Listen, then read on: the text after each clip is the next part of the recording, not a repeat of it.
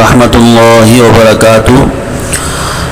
عزیز قارئین و سامعین، سیرت النبی صلی اللہ علیہ وآلہ وسلم لمحہ بلمحہ کے عنوان سے آج 10ویں قسط ہے، حرب الفجار۔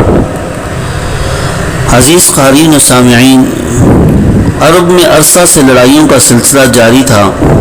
واقعہ فیل کے بعد جو مشہور معرکہ پیش آیا وہ معرکہ حرب الفجار کے نام سے مشہور ہے۔ یہ معرکہ قریش اور قبیلہ قیس کے درمیان پیش آیا۔ اول قریش پر غالب آئے، بعد میں قریش قیس پر غالب آ گئے۔ بالآخر صلح پر جنگ کا خاتمہ ہوا۔ جو صلح نامہ ہوا ان کے درمیان، اس کو حلف الفضول، وہ بھی آگے آ رہے ہیں، میں بیان کروں گا۔ بعض دنوں میں نبی کریم صلی اللہ علیہ وسلم بھی اس لڑائی میں اپنے بعض چچاؤں کے اصرار پر شریک ہوئے، مگر قتال نہیں فرمایا۔ اس کی دو وجوہات تھیں۔ علامہ سہیلی رحمۃ اللہ علیہ فرماتے ہیں کہ اس معرکہ میں نبی کریم صلی اللہ علیہ وآلہ وسلم اپنی چچاؤں کے ساتھ ہو کر جنگ نہیں کی، حالانکہ آپ لڑائی کی عمر کو پہنچ چکے تھے۔ اپنی چچاؤں کی طرف سے تیر اٹھا کر دیا کرتے تھے۔ جنگ اس سے نہیں کی کہ یہ جنگ حرب الفجار تھی، یعنی ان مہینوں میں پیش آئی تھی جن میں جنگ کرنا فسق اور فجور، ناجائز اور حرام تھی۔ اس وجہ سے اس لڑائی کو حرب الفجار کہتے ہیں۔ اس کے علاوہ وہ سب کے سب کافر تھے۔ مومن کو قتل و قتال اور جنگ و جدال کا حکم فقط اس لیے دیا گیا کہ اللہ کا کلمہ بلند ہو اور اسی کا بول بالا ہو۔ ابن حشام فرماتے ہیں کہ اس وقت آپ صلی اللہ علیہ وآلہ وسلم کی عمر 14 یا 15 سال تھی، اور محمد بن اسحاق کہتے ہیں کہ اس وقت آپ کی عمر 20 سال کی تھی، واللہ عالم۔ اب یہ اس لڑائی کو جو درمیان معاہدہ ہوا، اس کو حلف الفضول کہتے ہیں۔ اس میں بھی آپ صلی اللہ علیہ وسلم کی شرکت تھی۔ لڑائی کا سلسلہ تو عرب میں مدت سے جاری تھا، مگر کہاں تک جاری رہتا۔ حرب الفجار کے بعد بعض طبیعتوں میں یہ خیال پیدا ہوا کہ جس زمانہ سابق میں قتل و غاری کے انسداد کے لیے فضل بن فضالہ اور فضل بن وداع اور فضیل بن حارث نے ایک معاہدہ مرتب کیا تھا، جو انہی کے نام پر حلف الفضول کے نام سے مشہور ہوا۔ اسی طرح اب دوبارہ اس کی تجدید کی جائے۔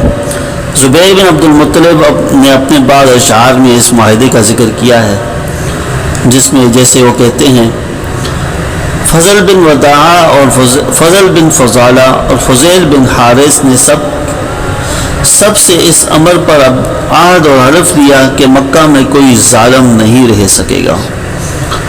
اس پر سب نے پختہ عہد کیا، پس مکہ میں پڑوسی اور آنے والا سب مامون و محفوظ ہو گئے۔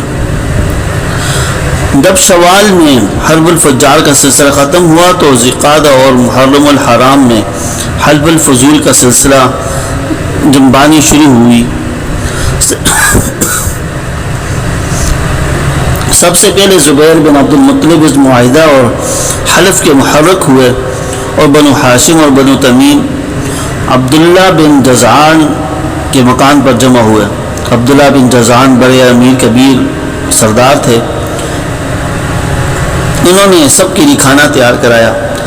اس وقت سب نے مظلوم کی حمایت و نصرت کا عہد کیا کہ مظلوم خواہ اپنا ہو یا پردیسی، اپنا ہو یا پرایا، اپنا دیس کا ہو یا پردیسی، حتی الوسع اس کی اعانت اور امداد سے دیر نہ کریں گے۔ نبی کریم صلی اللہ علیہ وسلم فرماتے ہیں کہ اس معاہدہ کے وقت میں بھی عبداللہ بن جزعان کے گھر میں حاضر تھا۔ اس معاہدہ مقابلے میں اگر مجھ کو سرخ اونٹ بھی دیے جاتے تو ہرگز پسند نہ کرتا، اور اگر اب زمانہ اسلام میں بھی اس قسم کا معاہدے کی طرف بلایا جاؤں تو بھی اس کی شرکت کو ضرور قبول کروں گا۔ یہ عبداللہ بن جزعان رشتہ میں حضرت عائشہ رضی اللہ تعالی عنہ کے چچا زاد بھائی تھے۔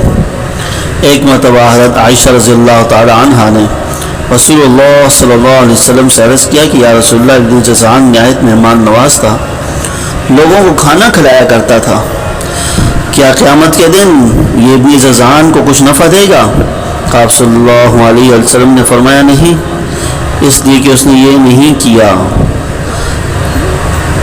یہ کبھی نہیں کہا اس نے کہ پروردگار میری خطاؤں کو یوم جزا میں معاف فرما دے، یعنی اس نے کبھی بارگاہ خداوندی میں اپنے گناہوں کی بخشش کی استدعا اور درخواست نہیں کی۔ ابن قتیبہ غریب الحدیث میں ناقل ہیں کہ رسول اللہ صلی اللہ علیہ وسلم نے فرمایا، میں کبھی کبھی چلتے چلتے موسم گرما میں عبداللہ بن جزعان کے لگن کے سایہ میں کھڑا ہو جایا کرتا تھا۔ یعنی عبداللہ بن جزعان کا لگن، یعنی اس جس کے اندر وہ بنایا کرتے تھے اپنی مہمانوں کا کھانا وغیرہ، اس قدر بڑا تھا کہ اس کے سائے میں ایک انسان کھڑا ہو سکتا تھا۔ گویا کہ وجفان کل جواب کا ایک نمونہ تھا۔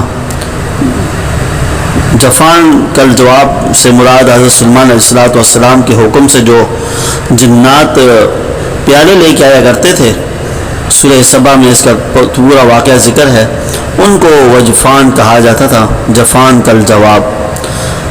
تو اللہ پاک عمل کرنے کی توفیق عطا فرمائے، وما علینا الا البلاغ۔ اگر سامعین کو ہماری ویڈیو اچھی لگی ہو تو لائک، شیئر، سبسکرائب کرنا نہ بھولیے گا، اور ساتھ ساتھ بیل آئیکن کو بھی پریس کر دیجیے گا تاکہ نئی آنے والی قسطیں بھی آپ تک پہنچ سکیں، اور اس کے ساتھ ہی ایک اچھا سا کمنٹ بھی کر دیجیے گا۔